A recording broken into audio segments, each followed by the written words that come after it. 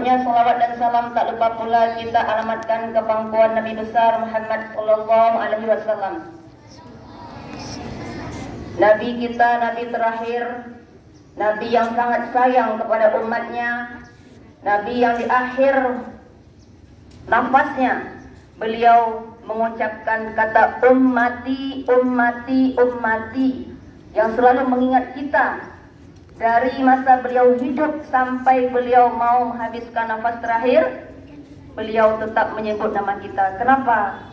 Supaya kita sebagai umatnya terus bisa mengingat beliau dengan selalu membacakan Allahumma salli wa sallim wa barik ala sayyidina Muhammadin wa ala alihi wa sahbihi ajma'in.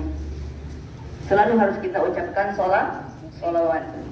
Yang kami hormati Bapak Pimpinan Madrasah Min8 Birun, yang kami hormati Ibu Wakil Pimpinan Madrasah Min8 Birun, yang kami hormati dan kami muliakan seluruh Dewan Guru, staf karyawan tata usaha Min8 Birun, serta yang Ibu sayangi dan Ibu cintai, putra dan putri, siswa dan siswi Min8 Birun, yang hari ini masih berhadir di madrasah ini, menuntut ilmu, mencari teladan yang baik, menjadi siswa-siswi yang baik yang insya Allah nantinya akan membanggakan ayah dan bunda, mama dan ayah, serta keluarga dan juga guru, dan tentunya akan bermanfaat bagi agama, nusa dan bangsa. Anak ibu yang ibu cintai, sedikit pesan ibu mungkin pada hari ini. Teringat ibu pada sebuah firman Allah tentang cerita seorang yang diabadikan namanya dalam Al-Quran, yaitu Luqmanul Hakim. Bismillahirrahmanirrahim. Ya bunayya aqimis shalah wa'mur bil ma'ruf wanha 'anil munkar wasbir 'ala ma asabak. Itu salah satu ayat dalam surah Luqman yang mungkin ibu angkat tema pada hari ini. Kenapa ibu mengangkat tema itu? Ya bunayya, wahai anakku, kata Luqman. Ketika Luqman berkata bukan hanya untuk anak Luqman saja, sehingga Allah mengabadikan namanya di dalam Al-Quran. Karena kenapa? Al-Quran itu adalah pegangan, pedoman hidup manusia. Ketika Luqman mengatakan ya bunayya aqimis shalah, itu termasuk untuk kita. Apa artinya? Ya bunayya, wahai anakku, aqimis shalah, dirikanlah sholat. Itu utama sekali, dirikanlah sholat. Sekarang ibu mau bertanya, tak perlu ada jawaban, jawablah dalam hatimu sendiri, kejujuran. Tadi subuh ada sholat nak? Tak perlu dijawab ya, jawabnya dalam hati. Tadi subuh ada sholat sayang? Pernahkah ibumu membangunkan kamu pertama disuruh sholat? Sholat, wajib sholat. Apapun cerita sholat tetap lakukan. Wa'mur bil ma'ruf. Apa itu wa'mur bil ma'ruf? Dengan kita melakukan sholat, insya Allah kita akan melaksanakan segala perbuatan yang baik. Apa saja perbuatan kita yang baik? Perbuatan kita yang baik termasuk belajar nak. Belajar itulah perbuatan yang baik. Menuntut ilmu adalah perbuatan yang baik. Berakhlak, berbudi, sopan santun itulah perbuatan yang baik.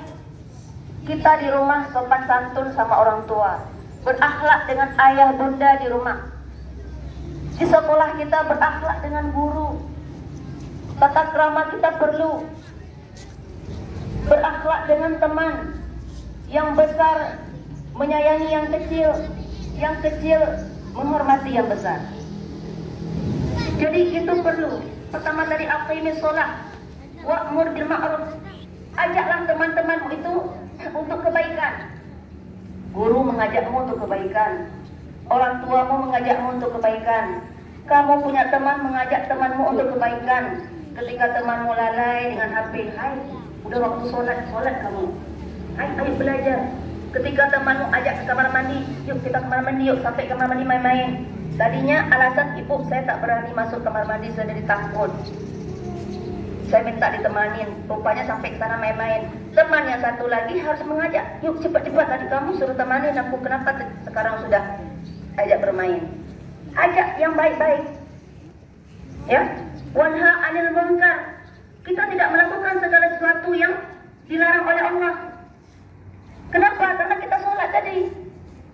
Inna sholata tanha anil fahsya'i wal munkar.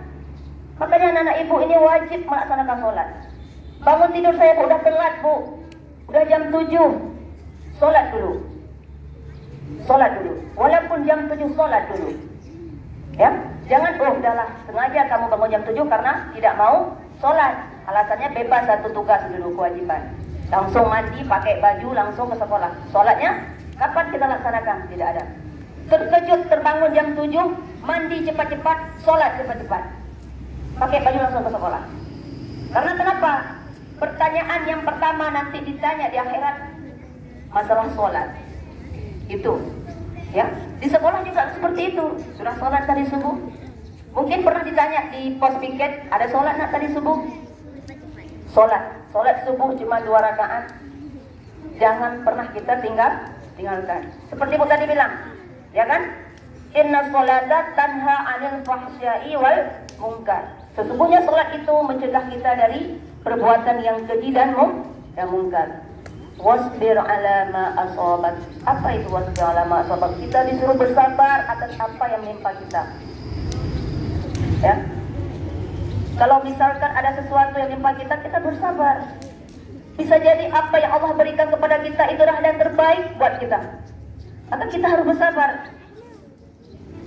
Makanya anak-anak ibu, sholat itu pertama modalnya adalah sholat. Jangan pernah kita tinggalkan sholat. Jangan pernah kita telat sholat. Jangan pernah kita menjadikan sholat itu alah yang penting kan sholat, kan begitu. Sholat dulu, kan begitu. Jangan kita menjadikan dia itu hanya semena-mena, tapi itu menjadikan sebuah kewajiban untuk pedoman dalam hidup kita.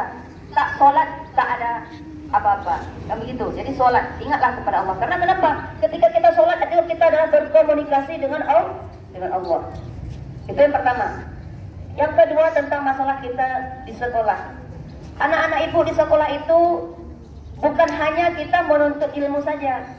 Bagaimana cara kita menuntut ilmu biar ilmu itu masuk? Kita harus takzim kepada guru. Ketika guru itu menyayangi kita sama seperti orang tua di rumah. Kita menjadi anak yang tak soleh di rumah, maka ridho orang tua tak ada pada kita. Ketika orang tua tak meridhai kita, jangan harap Allah akan meridhai kita. Siapa anak ibu yang tidak mau dapat ridho dari Allah? Ada enggak? Ibu yakin tidak ada. Karena kenapa? Dia selalu berdoa kepada Allah semoga Allah meridhai. Ketika Allah meridhai kita, kita insya Allah akan masuk ke dalam surga. Itu orang-orang yang dapat ridho Allah. Makanya apa? Mintalah ridho orang tua. Bagaimana cara kita mendapatkan ridho orang tua? Berbuatlah yang soleh kepada orang tua. Jangan pernah menyakiti hati orang tua. Jangan pernah berkata kotor, berkata kasar dengan orang tua. Ketika kita sudah mendapatkan ridho orang tua, kita ke sekolah menuntut ilmu, dapat ridho lagi dari guru. Apapun yang guru sampaikan bisa kita pahami, bisa kita praktekkan di dalam kehidupan kita sehari-hari. Bermanfaat. Makanya ridho orang tua, ridho guru, dan Allah akan meridhoi juga kita. Sehingga kesuksesan itu akan ada pada diri kita. Sukses di dunia, sukses di akhirat. Makanya ibu bilang apa tadi? Berakhlak itu sangat penting. Seorang anak harus memiliki karakter yang baik. Seorang anak harus memiliki sopan santun yang baik. Insya Allah ketika dia ingin menuntut sesuatu, maka akan dengan mudah dia dapatkan. Itu. Kemudian yang ketiga adalah an-nazafatu minal iman. Apa itu? Kebersihan sebahagian dari iman. Ketika kita ke sekolah saya bukan pikir hari ini, itu jangan bilang seperti itu. Kita melihat sampah, ambil, masukkan ke dalam tong sampah. Ini kadang-kadang ketika ibu bilang, nak, tolong nak sampah diambil. Bu, saya maaf bu, saya bukan piket. Kita ini madrasah kita, rumah kita, madrasah jannati. Bukan rumah saja yang jannati, madrasah juga jannati. Sekolahku surgaku. Ketika surga itu kalau sesuatu yang kotor, nampak surga apa enggak? Tidak. Makanya kita ambil sampah, masukkan ke dalam tong sampah. Ya herannya ibu, tong sampah begitu besar mulutnya itu, Ketika dibuang tapi di luar juga sampahnya, nggak masuk ke dalam. Nah ini dia. Jadi tetap dimasukkan sampah tepat dalam tong sampah. Kemudian ketika keluar main-main, usahakan tong sampah tadinya yang udah penuh dibuang terus. Karena kenapa? Di pagi hari itu subuh-subuh habis subuh itu orang tim pembersih sampah itu, mobil pengangkut sampah dia datang, dia angkut sampah kita semua. Tapi ketika kita ke sekolah, tong sampah kemarin siang dibuka di waktu istirahat sudah penuh, kita pergi sekolahnya sudah telat, kita kumpulkan sampah di pagi hari. Coba tengok pemandangan cukup tidak menyenangkan di depan sekolah.